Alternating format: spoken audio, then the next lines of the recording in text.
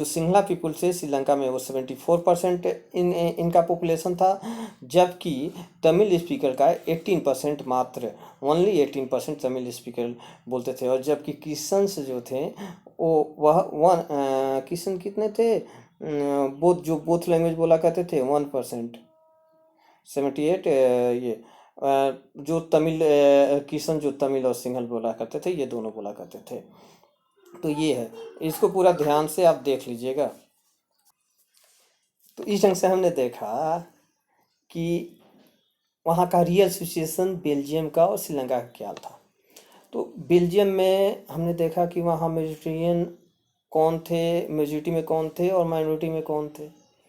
पूरे कंट्री में कौन जो मेजोरिटी में होता है वो कैपिटल ब्रुसेल्स में आके माइनॉरिटी में हो जाता है, जो पूरे कंट्री में माइनॉरिटी में होता है वो ब्रुसेल्स में आके मेजोरिटी में हो जाता है। श्रीलंका में हमने देखा कि मेजोरिटी में सिंहला लोग थे और माइनॉरिटी में तमिल वाले लोग थे। ये दोनों हमने रियल सिचुएशन वहाँ का देखा। अब वहाँ बेल्जियम में और श्रीलंका में इस कंडीशन में जो सोशल कंपोजिशन इस ढंग की है, यानी कंपोजिशन मतलब बनावट, तो जहाँ इस ढंग की है सामाजिक बनावट यानी सोशल कंपोजिशन, तो वहाँ की गवर्नमेंट्स ने या उस देश ने क्या अप्रोच अपनाया उसके प्रति, क्या ढंग अपनाया ताकि ये प्रॉब्लम सॉल्व हो, ये हम देखते हैं। तो आइए देखते हैं, सबसे पहले हम श्रीलंका को देखते हैं। श्रीलंका जो है सो इंडिपेंडेंट कंट्री के रूप में 1948 में आती है। कब आती है? 1948 में। ऐसे आप याद कर सकते हैं कि हमारा इंडिया जो है कब इंडिपेंडेंट हुआ था? 1947 में। हमसे एक साल बाद 1948 में श्रीलंका इंडिपेंडेंट होता है। फिर क्या है कि इंडिपेंडेंट होने के बाद कौन सी कम्युनिटी मेजोरिटी में थी? हमने देखा था सिंहला कम्युनिटी मेजोरिटी में थी। तो इसने क्या किया कि इसने अपना डोमिनेंस यानी वर्चस्व बनाए रखने के लिए, गवर्नमेंट पे वर्चस्व बनाए रखने के लिए इसने मेजोरिटी यानी बहुसंख्यक वाली बात अपनाई, जिसको मेजोरिटेरियन मेजर कहते हैं। अगर आपसे पूछे कौन सा तरीका अपनाया तो मेजोरिटेरियन मेजरमेंट अपनाया, उसने मेजोरिटेरियन टाइप अपनाया। मेजोरिटेरियन माने बहुसंख्यकवादी, जिनकी संख्या अधिक है, जो पॉपुलेशन में अधिक है। ये किसने अपनाया? ये तो श्रीलंका ने मेजोरिटेरियन मेजर अपनाया। ठीक है, किस लिए? क्योंकि जो वहाँ जिनकी मेजोरिटी है उनके डोमिनेंस को बरकरार रखा जा सके, इसके लिए मेजोरिटेरियन अप्रोच अपनाया उसने। ये देश जो है, कंट्री जो है 1948 में इंडिपेंडेंट होती है। फिर क्या होता है कि इंडिपेंडेंट होने के आफ्टर 8 ईयर्स यानी 1956 में यह एक एक्ट पास करती है श्रीलंका। कौन पास करती है? श्रीलंका 1956 में एक एक्ट पास करती है और ये कह देती है कि जो मेजोरिटी में जो लोग हैं यानी सिंहला बोलने वाले, सिंहला स्पीकर जो लोग हैं, तो क्या होता है 1956 के एक्ट के द्वारा सिंहला को स्टेट का ऑफिशियल लैंग्वेज का दर्जा हम दे देते हैं, यानी रिकॉग्नाइज, यानी हम उसको पहचान लेते हैं, ऑफिशियल लैंग्वेज माना जाएगा आज से सिंहला को। कब आया ये? 1956 में। तमिल का जो तमिलियन था इनको डिसरिगार्ड कर दिया गया, यानी दरकिनार कर दिया गया, दरकिनार कर दिया गया, इनके बारे में नहीं सोचा गया और सिंहला को ऑफिशियल लैंग्वेज के रूप में मान लिया गया 1956 में। फिर क्या होता है कि इतना पे ही ये बात नहीं रुकती है, ये प्रिफरेंशियल यानी वरीयता देने वाली बात, उनको ज़्यादा प्रिविलेज देने वाली नीति वो लोग अपनाते हैं। प्रिफरेंशियल मैंने ज़्यादा प्रिविलेज देने वाली, विशेष अधिकार देने वाली। किसको? जो मेजोरिटी में है सिंहला, क्योंकि ये इनका काम ही था, इन्होंने चाहा था कि सिंहला का डोमिनेंस रहे। तो सबसे पहले आते उन्होंने 8 साल बाद 1956 में एक्ट पास किया, ऑफिशियल लैंग्वेज बना दिया सिंहला को। इसके बाद से क्या किया उन्होंने, सिंहला जो अप्लीकेंट से यानी जो लोग आवेदन देते थे उनको यूनिवर्सिटी के पोजीशन, यूनिवर्सिटी सब में जो पोजीशन, यूनिवर्सिटी में जो विश्वविद्यालय में जो स्थान होता था वहाँ पे उनको रिजर्वेशन यानी प्रेफरेंस दिया जाने लगा। गवर्नमेंट जॉब्स में उनको प्रेफरेंस दिया जाने लगा। इस ढंग से तमिलों के साथ अनजस्टिस किया गया और इनके साथ प्रेफरेंस की नीति, प्रिविलेज की नीति अपनाई गई, पॉलिसी अपनाई गई। फिर क्या होता है कि ये जो है कॉन्स्टिट्यूशन में एक प्रावधान लाते हैं, कॉन्स्टिट्यूशन में चेंज करते हैं, एक प्रावधान लाते हैं और बोलते हैं कि स्टेट जो है यानी राज्य जो है वो बुद्धिज्म सिंहला लोग मानते थे। हमने देखा है यहाँ कि मोस्ट जो सिंहला लोग जो थे वो बुद्धिस्ट को मानते थे। तो इन्होंने कॉन्स्टिट्यूशन चेंज किया, कॉन्स्टिट्यूशन में एक प्रावधान लाया कि स्टेट जो है सिंहला को प्रोटेक्ट करेगा, यानी संरक्षण देगा, सुरक्षा देगा, और फोस्टर माने उसको बढ़ाएगा, बुद्धिज्म को लालन पालन करेगा, बढ़ाएगा उसको, यानी सुरक्षा भी देगा और संरक्षण भी देगा, बढ़ाएगा भी। तो इस ढंग का उन्होंने किया। अगर आपसे ये क्वेश्चन पूछता है कि श्रीलंका कब इंडिपेंडेंट हुआ, 1948 में, कौन सा तरीका अपनाया था, तो मेजोरिटेरियन मेजर अपनाया था, यानी इन्होंने सिंहला कम्युनिटी के डोमिनेंस को सिक्योर करने के लिए मेजोरिटेरियन वाली मेथड अपनाई थी। 1956 यानी इंडिपेंडेंट होने के 8 साल बाद सिंहला को ऑफिशियल लैंग्वेज के रूप में रिकॉग्नाइज किया जाता है। और फिर इन्होंने पॉलिसी अपनाई, जो प्रेफरेंशियल पॉलिसी, जिसके द्वारा सिंहला लोगों को अप्लीकेंट के लिए, अगर आपसे पूछता है सिंहला अप्लीकेंट के लिए कौन सी पॉलिसी अपनाई गई, तो यूनिवर्सिटी पोजीशन में इनको प्रिविलेज दिया गया, गवर्नमेंट जॉब्स में इनको प्रिविलेज दिया गया, प्रेफरेंस दिया गया। अगर टोटल पूछता है तो पॉइंट आप इसको काउंट करा देंगे कि न्यूट्रिएंट पद्धति अपनाई गई, एक्ट 1956 में लाया गया, ऑफिशियल लैंग्वेज बनाया गया, और प्रेफरेंशियल पॉलिसी लाई गई, जिसके तहत यूनिवर्सिटी के पोजीशंस में उनको रिजर्वेशन दिया गया, गवर्नमेंट जॉब्स में रिजर्वेशन दिया गया।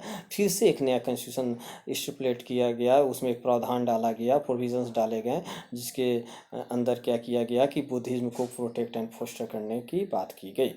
ये श्रीलंका के साथ आया, तो वहाँ की गवर्नमेंट ने ये चीज़ किया। अब यहाँ आते हैं हम, बेल्जियम ने क्या किया। तो श्रीलंका का हमने देख रहा। अब बेल्जियम क्या करता है कि ये डिफरेंट पाथ अपनाता है, यानी अलग रास्ता अपनाता है। इसने क्या किया कि रिकॉग्नाइज किया, पहचाना। किस चीज़ को पहचाना?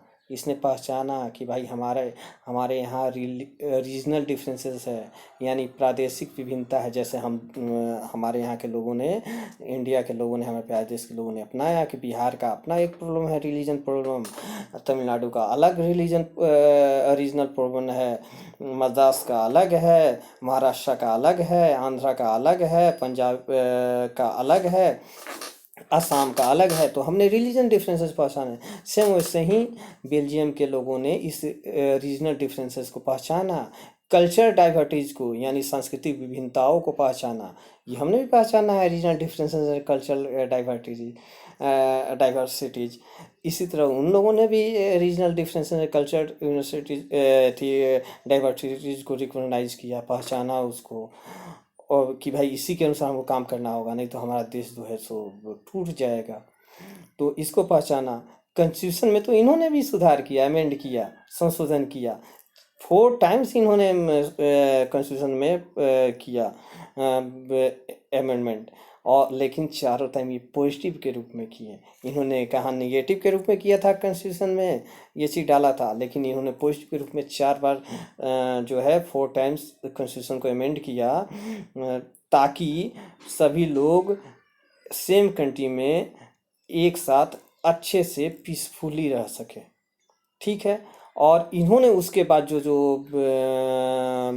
चीज़ों में बदलाव किया, जो चीज़ों को एक्सेप्ट किया, ये वहाँ के लिए जो है इसको बेल्जियम मॉडल के रूप में जाना जाता है।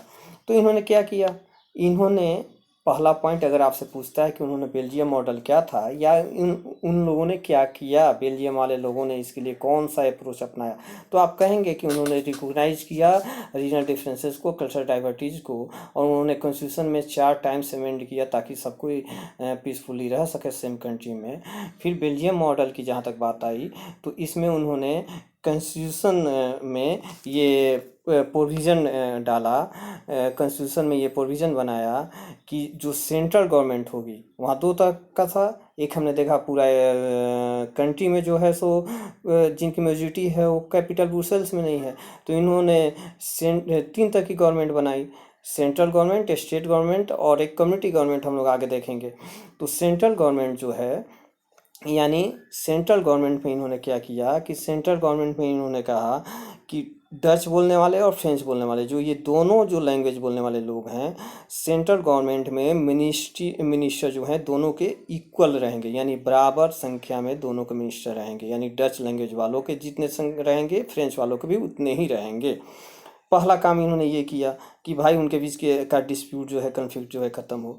फिर इसके साथ उन्होंने कहा कि कोई भी स्पेशल लॉ अगर ज़रूरत होती है बनाने की, बात समझ में आ रही है, कोई भी सम स्पेशल लॉ रिक्वायर्ड, अगर कोई भी स्पेशल लॉ बनाने की ज़रूरत होती है तो ये दोनों जो लिंग्विस्टिक ग्रुप हैं, लिंग्विस्टिक, देखिए स्पेलिंग यहाँ गलत प्रिंट हुआ है, उसको सुधार लीजिएगा। तो जो दोनों जो एथी लिंग्विस्टिक ग्रुप है, भाषाई समूह के जो लोग हैं, ये इनका जो वोट होगा, इनका जो मेजोरिटी होगा दोनों आदमी का, दोनों ग्रुप का, तभी जाके कोई लॉ बन पाएगा, नहीं तो नहीं बन पाएगा। यानी पहला उन्होंने किया कि सेंट्रल गवर्नमेंट के में मिनिस्ट्री में दोनों लिंग्विस्टिक ग्रुप के इक्वल लोग होंगे। कोई भी स्पेशल लॉ बनेगा तो दोनों लिंग्विस्टिक ग्रुप से, यानी पहले मान लीजिए डच किसी से, ये अगर पहले डच से होता है तो डच से मेजोरिटी में पास होना चाहिए, फिर फ्रेंच से मेजोरिटी में पास होना चाहिए, या फ्रेंच वाले लिंग्विस्टिक ग्रुप से पहले पास होना चाहिए मेजोरिटी में, फिर इनसे, यानी दोनों लिंग्विस्टिक ग्रुप से मेजोरिटी में पास होना चाहिए। ये हुआ। तो यानी ये सेंट्रल गवर्नमेंट की बात आ गई जो पूरा सेंटर को देखता था। फिर इसमें इसके अंदर में स्टेट गवर्नमेंट भी हुआ करता था। दूसरे स्तर की गवर्नमेंट जो थी स्टेट गवर्नमेंट थी। अब स्टेट गवर्नमेंट जो थी तो क्या किया गया कि यहाँ भी जैसे अपने यहाँ 7th शेड्यूल में है ना कि 3 टाइप्स ऑफ लिस्ट है, यूनियन लिस्ट, स्टेट लिस्ट और कंकरेट लिस्ट, वैसे वहाँ भी लिस्ट था। तो उन्होंने क्या किया कि सेंट्रल गवर्नमेंट ने अपने में से कुछ जो हैं सेंट्रल गवर्नमेंट का जो कुछ पावर जो है सो स्टेट गवर्नमेंट को दे दिया गया कि इसको आप देखेंगे, और कुछ जो पावर है सो सेंट्रल गवर्नमेंट देखेगी। यानी दोनों के पावर का डिस्ट्रीब्यूट कर दिया गया, बंटवारा कर दिया गया। यानी स्टेट गवर्नमेंट जो है सेंट्रल गवर्नमेंट का सबऑर्डिनेट यानी अधीनस्थ तब नहीं थी। यानी central government state government central government के अंदर में काम नहीं करती, ये इंडिपेंडेंट थी, यानी और सबऑर्डिनेट नहीं थी। ये हुआ। फिर क्या था कि तीसरी गवर्नमेंट यहाँ पे थी, एक उसको बोलते हैं कम्युनिटी गवर्नमेंट है।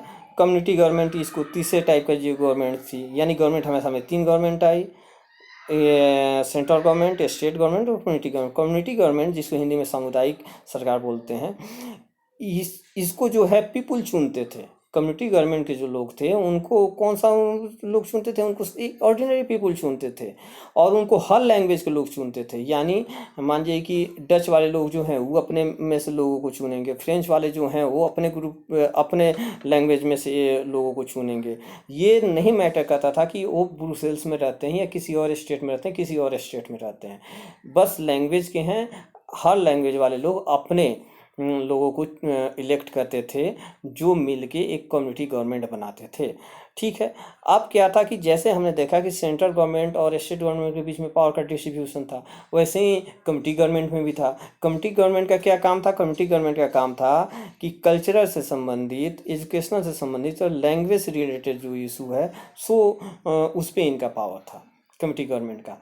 इस ढंग से हमने देखा कि बड़ा अच्छा अप्रोच लेकर बेल्जियम चले, और ये बेल्जियम का तरीका अलग था, एक यूनिक था, और ये फिजिबल था, व्यवहारिक था, प्रैक्टिकल था बेल्जियम का। और श्रीलंका का हमने देखा कि मेजोरिटी डोमेन्स वाली उनकी पॉलिसी थी। तो अब इसका क्या कॉन्सिक्वेंसेस हुआ, परिणाम हुआ दोनों नीतियों का, ये ज़रा देख लेते हैं। इसमें क्या होता है कि इसमें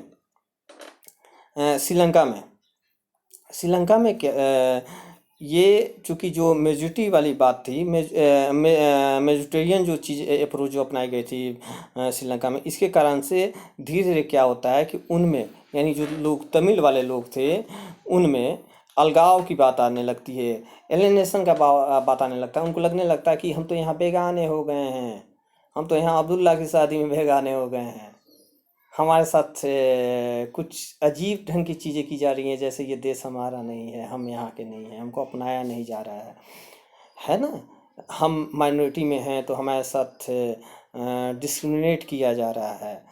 तो इस ढंग का फीलिंग उनके बीच में आने लगा।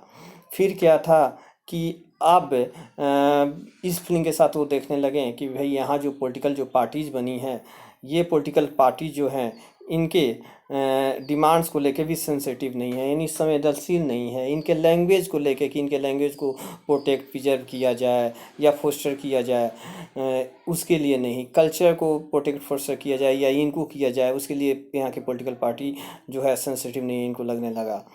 फिर क्या था कि ये पॉलिटिकल राइट की अगर मांग करते थे तो कॉन्स्टिट्यूशन में या गवर्नमेंट जो है इनके इक्वल पॉलिटिकल राइट को डिनाई करने लगी, यानी नकारने लगे कि हम आपको political right equal political right नहीं देंगे। ऐसा चीज़ था, इनके साथ किया जाने लगा। फिर इनको जॉब लेने में, जैसा कि हमने देखा है कि जॉब और चाहे यूनिवर्सिटीज पोजीशन हो या गवर्नमेंट जॉब हो, उसमें डिस्क्रिमिनेट किया गया, सिंगल लोगों को प्रेफरेंस दिया गया। तो यानी यहाँ तमिल वाले लोगों के साथ डिस्क्रिमिनेट किया जाने लगा जॉब्स में या किसी तरह के अपॉर्चुनिटीज़ में, यानी अवसरों में। इनके इंटरेस्ट को, यानी जो चीज़ से इनका भला होने वाला था, इंटरेस्ट मतलब जो चीज़ से इनका भला होने वाला था उसको इग्नोर किया जाने लगा, उस पर ध्यान नहीं दिया जाने लगा। अब क्या होता है कि इससे, इन सब कारणों से सिंहला कम्युनिटी के बीच में और तमिल कम्युनिटी के बीच में तनाव पैदा होता है, स्ट्रेन आते चला जाता है टाइम के साथ, time to time, over the time इनके साथ आने लगता है, तनाव बढ़ने लगता है। और तनाव बढ़ने लगता है तब जो है तमिल वाले लोग जो हैं, जो 18% थे, जो तमिल जो टू ग्रुप्स में, सब ग्रुप्स में बटे हुए थे, ये तमिल वाले लोग जो हैं पॉलिटिकल पार्टी अपना लॉन्च कर देते हैं। क्यों लॉन्च करते हैं? लॉन्च करने का इनका कारण था कि उनको तमिल को जो है एक ऑफिशियल लैंग्वेज के रूप में रिकॉग्नाइज किया जाए। फिर वो जिस एरिया में रहते हैं, कौन से एरिया में रहते थे? नॉर्थ ईस्ट वाले एरिया में रहते थे। तो नॉर्थ ईस्ट वाले जो एरिया है उसको रीजनल ऑटोनोमी मिले, उनको स्वायत्ता मिले। वहाँ स्वायत्ता माने आज़ादी मिले, चाहे गवर्नमेंट बना या किसी भी ढंग में, यानी ऑफिशियल लैंग्वेज तमिल को माना जाए, उनको रीजनल ऑटोनोमी मिले। फिर क्या है कि जॉब्स में यहाँ देखिए क्या लिखा गया है, जॉब्स में, एजुकेशन में इनको भी समान अवसर अवेलेबल हो। ये सब चीज़ों को ये करने के लिए, डिमांड करने के लिए, इन सब चीज़ों को फुलफिल के इस ड्रीम के साथ इन्होंने एक पॉलिटिकल पार्टी जो है सो लॉन्च की। किसने लॉन्च की? तमिल वाले लोगों ने लॉन्च की। अब ये जो था, ये इंडिपेंडेंट इलम, इलम का स्पेलिंग देख लीजिएगा, एकदम डबल ई है, ई एल नहीं है, तो डबल ई एल एम, इलम। तो तमिल इलम यानी स्टेट के रूप में इन्होंने इंडिपेंडेंट स्टेट अपने लिए, यानी तमिल वाले लोगों के लिए एक इंडिपेंडेंट, जिसको तमिल इलम इन लोगों ने कहा, नॉर्थ ईस्टर्न पार्ट में श्रीलंका के, उसका डिमांड इन्होंने करना शुरू कर दिया कि भाई एक इंडिपेंडेंट तमिल इलम स्टेट बना दीजिए, जैसे अपने यहाँ भी कुछ लोग मांगते हैं। तो ये लोग डिमांड करने लगे कि इंडिपेंडेंट तमिल इलम बनाइए। पॉलिटिकल पार्टी इन्होंने लॉन्च कर दी। और ये जो दोनों सिंहला और तमिल वाले लोग हैं, इनके बीच में जो डिस्ट्रस्ट यानी जो अविश्वास जो बढ़ने लगा, इंक्रीज होने लगा, इसके कारण से दोनों कम्युनिटी के बीच में जो अविश्वास आने लगा, टेंशन्स जो बढ़ने लगे, इंक्रीज होने लगा, इसके कारण से पूरा कन्फ्लिक्ट काफ़ी ज़्यादा बढ़ा। और ये क्या, किस चीज़ में परिणत हो गया? टर्निंग इनटू सिविल वार, यानी गृह युद्ध में हो गया। सिविल वार किसको बोलते हैं?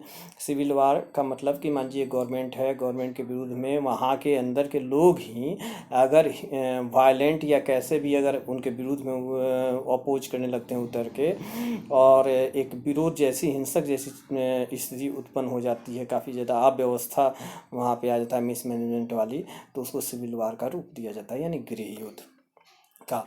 ये सब डिफिनेशन आप देख लेंगे फिर एक बार। तो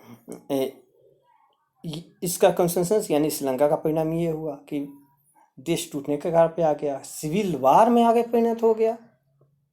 वो दोनों डिस्ट्रेस हो गया, विश्वास की भावना उनमें आ गई, हमेशा उथल पुथल होने लगा, पॉलिटिकल इनस्टेबिलिटी आ गई, राजनीतिक अस्थिरता आ गई, मिलिटेरियन वाले करने लगे। बेल्जियम की स्थिति अगर आते हैं तो बेल्जियम में क्या हुआ? बेल्जियम वाले जो अपना डिफरेंट पाथ अपनाए थे उसमें, उसके कारण से, तो बेल्जियम वाले जो अपनाए, इसके कारण से ये अभी तक, आज तक बहुत अच्छे से वो लोग प्रोग्रेस कर रहे हैं।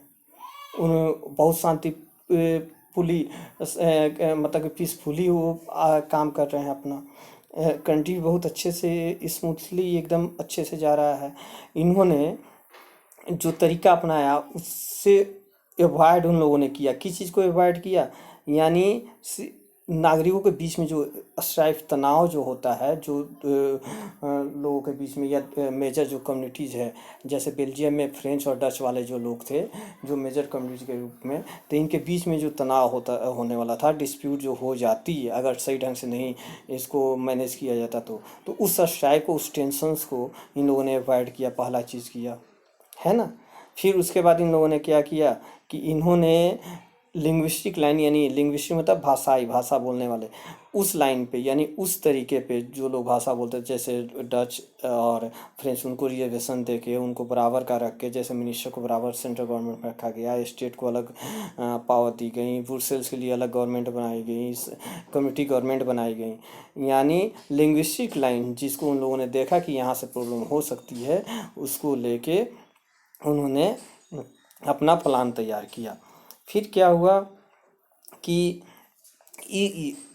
इस सब कारणों से वहाँ बड़ा अच्छे ढंग से हर चीज़ चला। हालांकि ये वहाँ किसी को भी जटिल लग सकता है बेल्जियम का ये, लेकिन बहुत ही अच्छे ढंग से चला और चल भी रहा है। इससे इंस्पायर्ड होके ही जब यूरोप के अधिकतर कंट्री जो हैं, यूरोपियन यूनियन मिलकर बना है, EU जिसको बोलते हैं, जिसमें से अभी हाल ही में कौन अलग हुआ है? ब्रिटेन अलग हुआ है। तो 29 कंट्री का, यूरोपियन कंट्रीज़ का वो ऑर्गेनाइजेशन था, यूरोपियन यूनियन, जिसमें से ब्रिटेन अभी अलग हुआ है, एग्जिट हुआ है। तो उनका एक अपना एक करेंसी यूरो चलता है, बहुत ही पावरफुल है वो ऑर्गेनाइजेशन। तो उस यूरोपीय यूनियन का हेड क्वार्टर जो है ब्रुसेल्स में है। ब्रुसेल्स वहीं बेल्जियम का जो कैपिटल है, यानी बेल्जियम जो है यूरोप का एक छोटा सा कंट्री है, वहाँ की कैपिटल जो ब्रुसेल्स है, वह यूरोपियन यूनियन का हेड क्वार्टर वहीं पे है। इसका पिक्चर बड़ा अच्छा दिए हुए है, आप अपने टेक्स्ट बुक में देख लीजिएगा, एक बार निहार लीजिएगा, फिर ये आपको रिमेम्बर करने में भी मददगार साबित होगा। अब क्या है कि अब देखते हैं कि इसका फाइनल आपको कंक्लूजन इन सब चीज़ों का क्या आता है।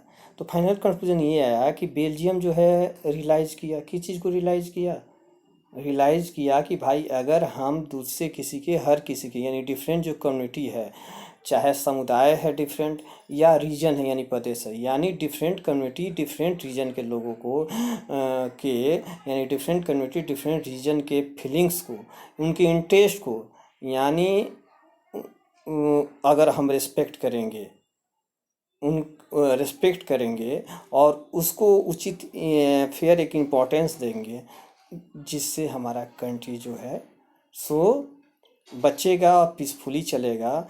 तो इस ढंग से उन्होंने म्यूचुअली एक्सेप्टेंस अरेंजमेंट किया, बेल्जियम वाला ने म्यूचुअली एक्सेप्टेंस अरेंजमेंट किया और इसको एकोमोडेशन सिस्टम कहा गया, एकोमोडेट किया, और बेल्जियम बहुत अच्छे से रन कर रहा है।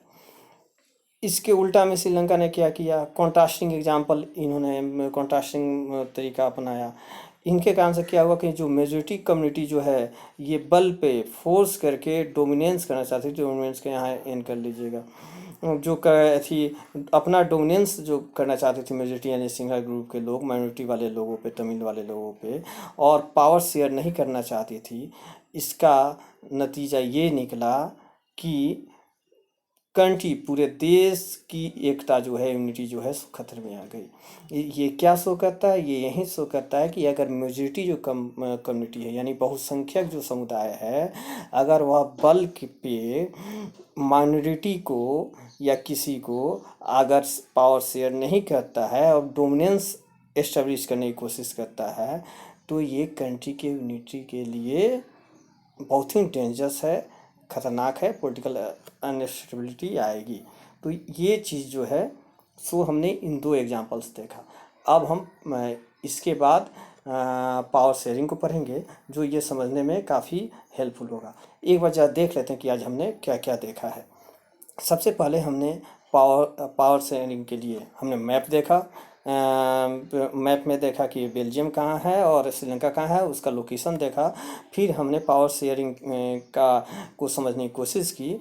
बेल्जियम की स्थिति समझी कि बेल्जियम की स्थिति क्या है, सिचुएशन क्या है।